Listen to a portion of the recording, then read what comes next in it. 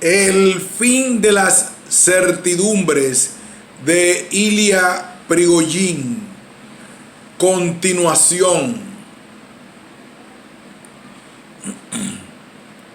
Acabamos de destacar que los problemas del tiempo y del determinismo crean una división que convalida la idea de las dos culturas de C.P. Snow, pero la física está lejos de ser un bloque monolítico. En efecto, el siglo XIX nos entregó un doble legado. Por una parte, las leyes de Newton, que como vimos, corresponden a un universo estático. Y por otra, una descripción evolutiva asociada con la entropía. La entropía es el elemento esencial que aporta la termodinámica, ciencia de los procesos irreversibles, es decir, orientados en el tiempo. Sabemos lo que es un proceso irreversible. Se puede pensar en la descomposición radioactiva, en la ficción o en la viscosidad. Se puede pensar en la descomposición radioactiva, en la fricción o en la viscosidad que modera el movimiento de un fluido. Todos esos procesos poseen una dirección privilegiada en el tiempo, en contraste con los procesos reversibles, semejantes al movimiento de un péndulo sin fricción. Una sustancia radioactiva preparada en el pasado desaparece en el futuro, y la viscosidad modera el movimiento del fluido hacia el futuro. En cambio, en el movimiento del péndulo ideal no podemos distinguir el futuro y pasado. Si permutamos el futuro, es decir, más t, con el pasado, es decir, menos t, obtenemos un movimiento pendular tan plausible como el primero. Mientras los procesos reversibles son descritos mediante ecuaciones de evolución invariantes en relación a la inversión de los tiempos, como la ecuación de Newton en dinámica clásica y la de Schrödinger en mecánica cuántica. Los procesos irreversibles implican una rotura con la simetría temporal. La naturaleza nos presenta a la vez procesos irreversibles y procesos reversibles, pero los primeros son la regla y los segundos la excepción. Los procesos macroscópicos, como las reacciones químicas y los fenómenos de traslado, son irreversibles. La irradiación solar resulta de procesos nucleares irreversibles.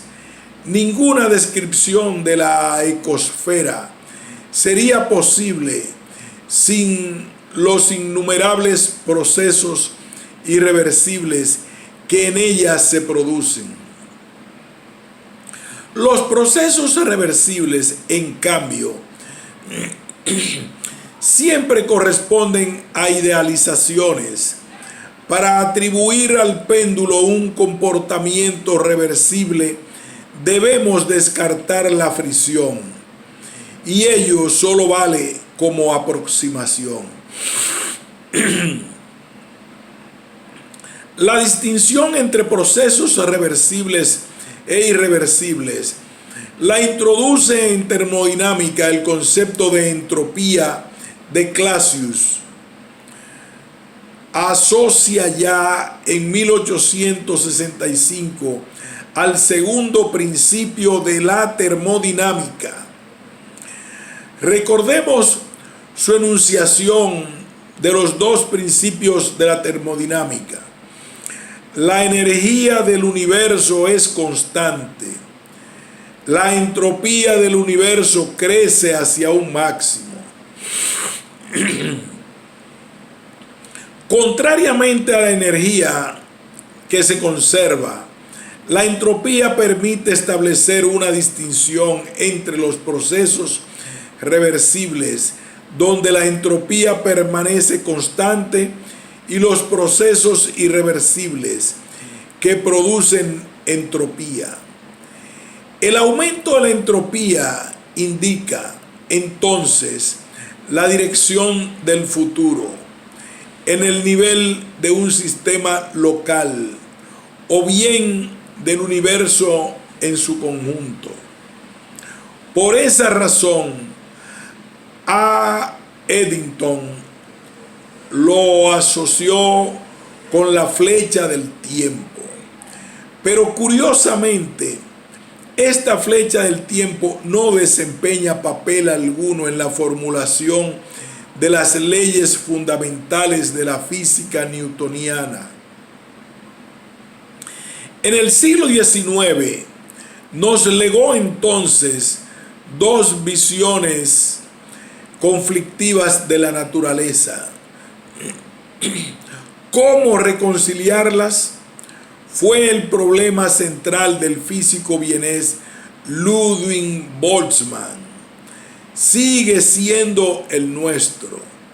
Para Ludwig Boltzmann, el siglo XIX era el de Darwin, el siglo en que se concibió la vida como resultado de un proceso continuo de evolución, cuando el devenir se situó en el centro de nuestra intelección de la naturaleza.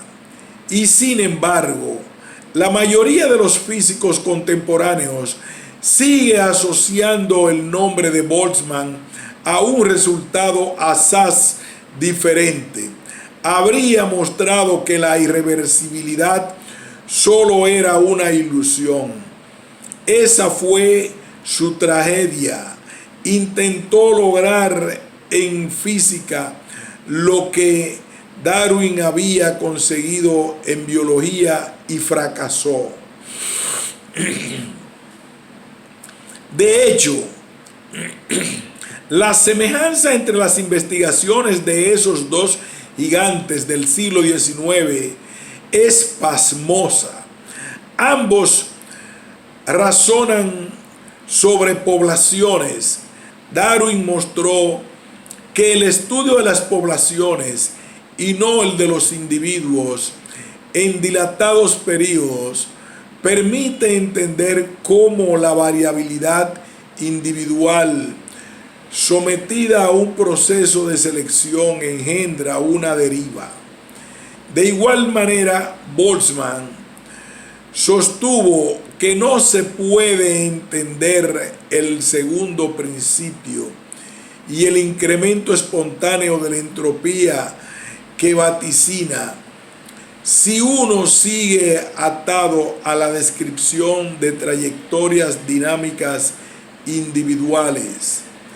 Las innumerables colisiones en el seno de una población de partículas son responsables de la deriva global que describe el aumento de la entropía. En 1872, Boltzmann publicó su teorema que propone un análogo microscópico de la entropía, la función H.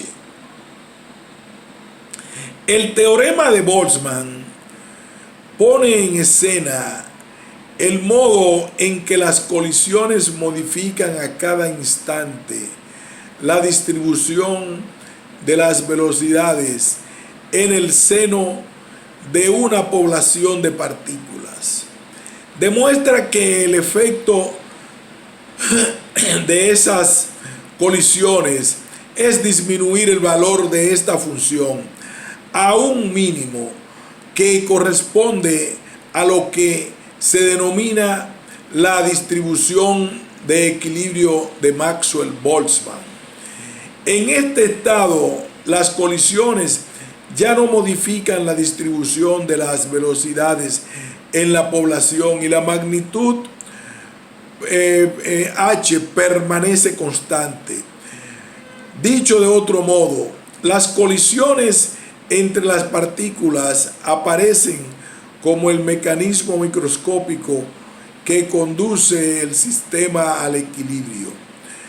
En nuestras obras, La Nueva Alianza y Entre el Tiempo y la Eternidad, describimos el drama de Boltzmann y la interpretación probabilística a la que debió resignarse. Enunciamos las paradojas de Loschmidt y de Zermelo, que lo obligaron a renunciar al vínculo entre colisiones e irreversibilidad. Tuvo que concluir que el papel de las colisiones solo es aparente y se vincula al hecho de que estudiamos la distribución de las velocidades en el seno de una población y no la trayectoria individual de cada partícula. Consecuentemente, el estado de equilibrio solo sería el estado macroscópico más probable. Su definición sería relativa a su carácter macroscópico, aproximativo. En otras palabras, la irreversibilidad no traduciría una propiedad fundamental de la naturaleza, sería solo una consecuencia del carácter aproximativo, macroscópico de la descripción boltzmanniana. No insistiré en esta historia y me contentaré con subrayar un aspecto sorprendente. Después de más de un siglo durante el cual la física conoció mutaciones extraordinarias, la mayoría de los físicos presenta la interpretación de la irreversibilidad en cuanto a aproximación como si fuera algo evidente. Es más, no se aclara que en tal caso seríamos responsables del carácter evolutivo del universo.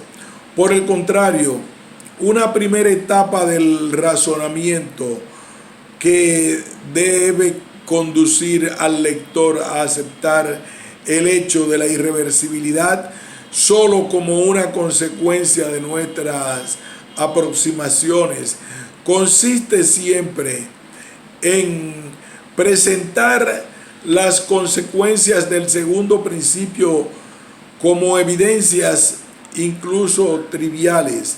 Así se expresa, por ejemplo, Murray y Hellman en El quark y el jaguar.